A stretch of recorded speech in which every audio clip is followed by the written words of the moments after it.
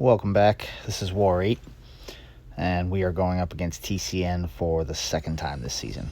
Now, at this point in the war, they had already died 4 times, I believe. And by the time we die our first time, I believe they die 6 or 7. So it's 6-0 or 7-0. And it made our war much less stressful than it normally is against TCN. So I actually really appreciated that, and I'm pretty sure all of us appreciated it. So my first fight here, this Cersei, there's no way I can beat her on the amount of buffs that I get, so she's just going to keep stacking those Furies. So the game plan is to just not get hit. Now, I don't believe these Furies do as much, or they're as wearisome as something like strike counter Furies, but you definitely still want to kill her before they get too out of control.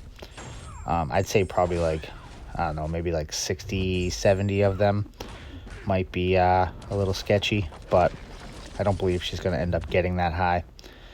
The main issue is I'm just going to keep triggering glancing with my hits, so I'm going to have to wait that out before I can actually deal some damage and throw my special one. And I get hit here at the end, but I purify the stun, so no biggie, and she's going to go down. And then next up I have Mangog on 21, and this fight, along with 2 others, was the reason I brought Sinister, just because number one, he's going to have power efficiency on this node, or whatever it's called, where it costs him less power to use his specials. And number 2, he gains passive power anyway. So being able to power lock him after he throws a special is pretty clutch here. And my plan for it was, obviously I don't want to let him get to a special 2, but I have an invuln on. So rather than let him throw a special 2, I figured I would just push him to special 3 if I absolutely had to. And you obviously don't want to finish 5-hit combos, which I started off the fight doing. So, and then I did it a couple more times in it. But at this point in the fight, I decided that I was just going to push him to special 3 and try to finish him off before he either got there or threw it. So that's what I'm going for now. And my special 2 here is gonna wrap him up nicely. And then after Mangog, I have Chavez on 22. Now, I had to pop another invuln because I didn't make it to her in time to use the first one. And this is going to be the second of my 4 invulns that I use this war. So I am now out of invuln boosts. But the plan for this one, because I'm not going to be able to consistently parry, is bait heavies, and she hits me with a heavy right at the start of the fight, and I lose my invuln. So that was fun. But because the node reduces my defensive ability accuracy based on the number of debuffs I have, right now I have minus 150%. So I'm not going to be able to land a parry, which is why the Sinister synergy is going to come in clutch. It's going to allow me to lock her down because she's going to have her negative zones active, which would normally give her passive power gain after she throws a special one. But the power lock is going to prevent her from getting that. So I'm going to use the special ones for my openings. And yeah, it's pretty much the gist of the fight. The thing you really have to be careful with here is just absolutely not letting her get to a special 2. If you let her get to one, you're probably dead, especially if she has negative zone open, which she will, because you can't parry. And yeah, I figured worst comes to worst, I would push her to a special 3, but after losing my invuln right at the start of the fight, I was like, that is no longer an option. I have to not fuck this one up. So I mean, it does end up being a pretty good fight, aside from taking that combo right there. She is going to go down relatively easily. And then next up I have my good old buddy Wong on Path 9 in Section 2. This is my third invuln, and I would have used this going into my last fight of the war, but I had to use a power start for the Bishop after this guy. So unfortunately I wasn't able to get 2 fights out of this invuln. Now the reason you want to use an invuln here is because there's a good chance fighting Wong with KP on Hazard Shift that while he has blue spell active, you are going to trigger an overpower. And when that happens, he's going to go unstoppable, and chances are he's going to punish you. So that's why I use an invuln here. I have the Sinister Synergy, so I don't really need to worry too much about him getting to a special 3. But in this fight, he doesn't actually, either he doesn't trigger blue spell, or he doesn't trigger the unstoppable when he has it. I don't exactly remember, but I know that he didn't go unstoppable at any point from me triggering a buff, and I didn't get punished from that, so it worked out pretty well. Now I don't know if that was my special 1 degen stopping his spells from activating or what, but right now it doesn't look like he actually has any spells. I'm gonna take that special 2.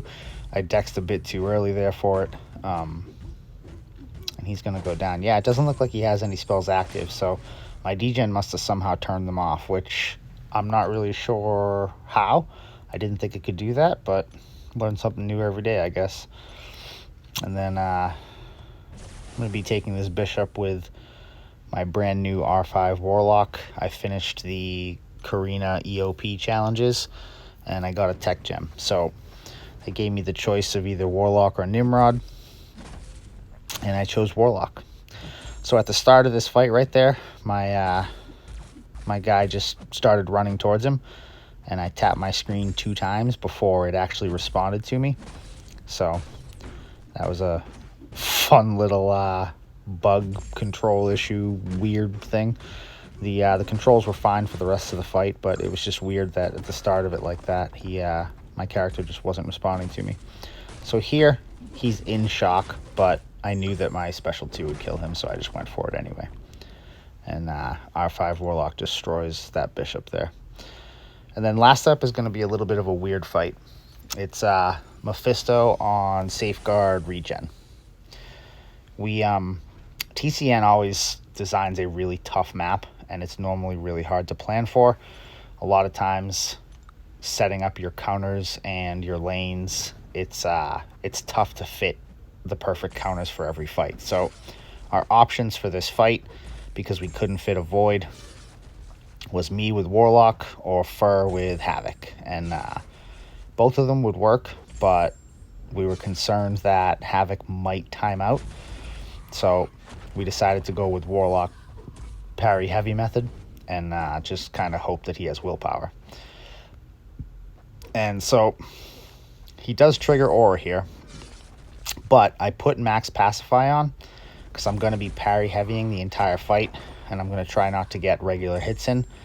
And I was hoping that that would prevent him from triggering Aura too much, and I believe he only triggers it 3 times in the fight or something like that, so it seemed to have worked. Now, I do have the infection on him, but I believe that lowers his offensive ability accuracy, and I'm not sure if the Aura is offensive or defensive.